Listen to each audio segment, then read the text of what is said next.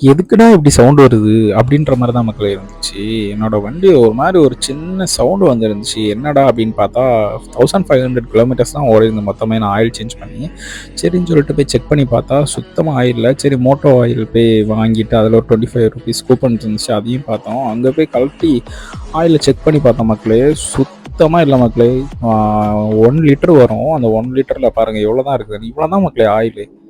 ரொம்ப மனசே கஷ்டமாயிடுச்சு மக்களே. அப்புறம் கரெக்டுன்னு ஆயிலெலாம் மாற்றி அப்புறம் அடுத்து புதுசாக ஆயில் விட்டு ஓட்டி பார்த்தேன் மக்களே. வேறு மாதிரி இருந்துச்சு. எல்லோரும் 2500 கிலோமீட்டர்ஸ்லாம் ஓடும் அப்படின்னு சொல்லுவாங்க. அதெல்லாம் நம்பாதீங்க.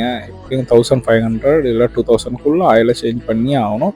பார்த்துக்கோங்க மக்களே. நம்ம சேனல் லைக் பண்ணாமல் சப்ஸ்கிரைப் பண்ணாமல் இருந்தால் அப்படியே நம்ம சேனல் லைக் பண்ணி சப்ஸ்கிரைப் பண்ணுங்கள். சின்ன சேனலுக்கு எதாக இருந்தாலும் அது கொஞ்சம் ஆதரவு கொடுங்க. உங்கள் பொண்ணான கையை கொண்டு அந்த பெல்லில் தட்டிடுங்க.